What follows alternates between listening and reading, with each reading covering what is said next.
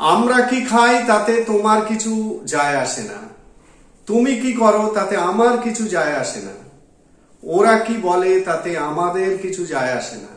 এই ধরনের সেন্টেন্স গুলোকে তোমরা কিভাবে ইংলিশে বলবে সেটাই আজকের আমি তোমাদের শেখাবো। এখানে যে সেন্টেন্স গুলো বললাম সেই সেন্টেন্স গুলোকে কিভাবে ইংলিশে বলবে সেটা এবারে দেখে নাও। এখানে যে সেন্টেন্স গুলো আমি বললাম এই সেন্টেন্স গুলোর মধ্যে দেখো প্রত্যেকটার মধ্যে কিছু যায় আসে না, এটা হচ্ছে কমন পার্ট। কিছু যায় আসে না এটা হলো কমন পার্ট, মানে প্রত্যেকটা সেন্টেন্সের মধ্যে আছে। এবার আমি এই সেন্টেন্স পুরো সেন্টেন্সটাকে দুটো পার্টে দেখাচ্ছি। দুটো পার্ট এখানে কি কি, আমরা কি খাই এটা একটা পার্ট, আর তোমার কিছু যায় আসে না এইটা একটা পার্ট। একইভাবে তুমি কি করো এটা একটা পার্ট, আর আমার কিছু যায় আসে না এটা একটা পার্ট। একইভাবে অন্যরা কি বলে আর ওর কিছু যায় আসে না এটা একটা পার্ট।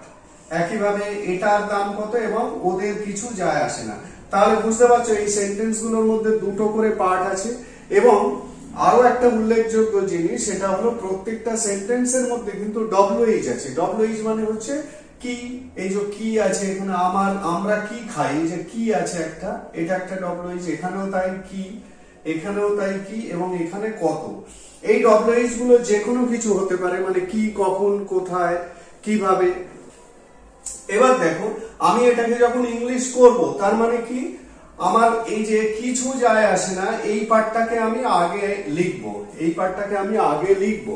মানে এখানে তোমার কিছু যায় আসে না এইটা আমি আগে লিখবো, তারপরে একটা ডব্লিউএইচ বসিয়ে এই অংশটা লিখবো।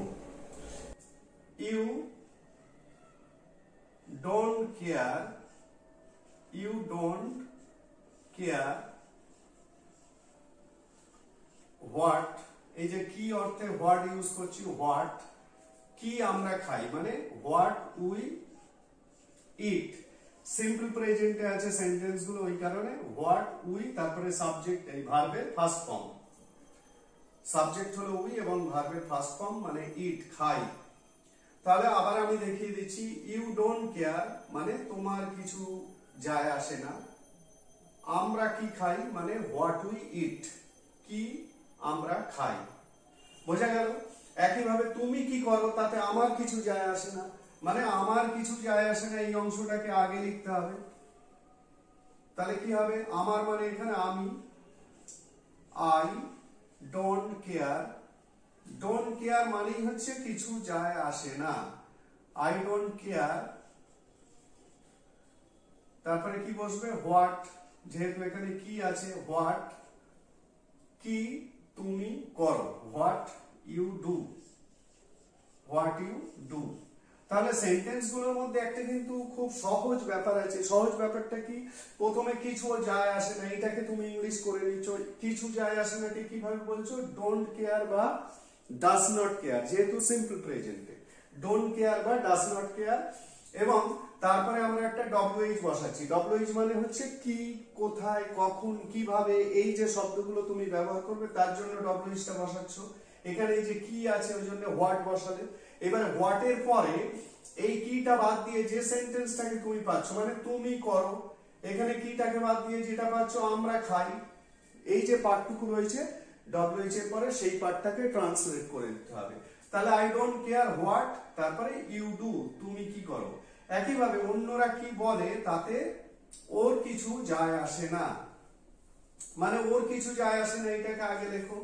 ওর বলতে হি, হি এখানে ডাজ নট হবে যেহেতু থার্ড পারসন সিঙ্গুলার, এইটা হলো থার্ড পারসন সিঙ্গুলার, সেই কারণে ডুটা ডাজ হয়ে গেল। He does not care what, এই একইভাবে কি আছে যেহেতু ওই জন্য হোয়াট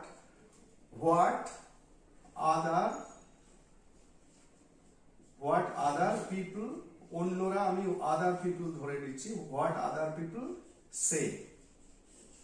বোঝা গেল? একইভাবে তুমি কিটাকে এখানে অফ করে দাও, তাহলে পড়ে রইল কি, অন্যরা বলে, অন্যরা মানে আদার পিপল, বলে মানে সে, মানে বলে ইংলিশ হলো সে। তাহলে he doesn't care what other people say, অন্যরা কি বলে তাতে ওর কিছু যায় আসে না। একইভাবে এটার দাম কত তাতে ওদের কিছু যায় আসে না। তাহলে ওদের কিছু যায় আসে না, এই অংশটাকে তুমি আগে লিখবে, আগে বলবে। ওদের মানে দে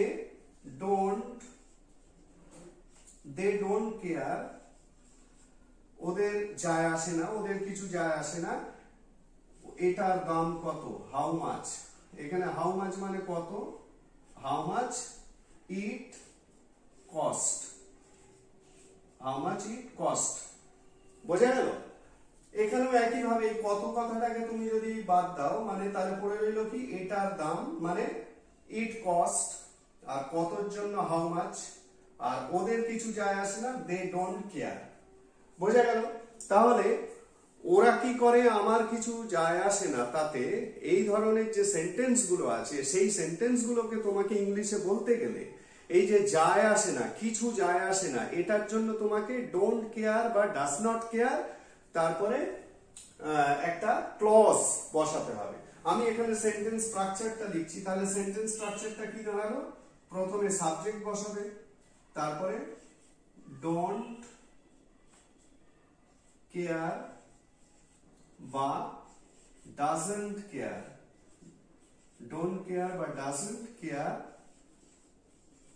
প্লাস ক্লজ। ক্লজ বলতে এখানে আমি এখানে ক্লজ কথাটা লিখছি, ক্লজ বলতে WH, তারপরে সাবজেক্ট, তারপরে টেন্স ওয়াইজ ভার্ব।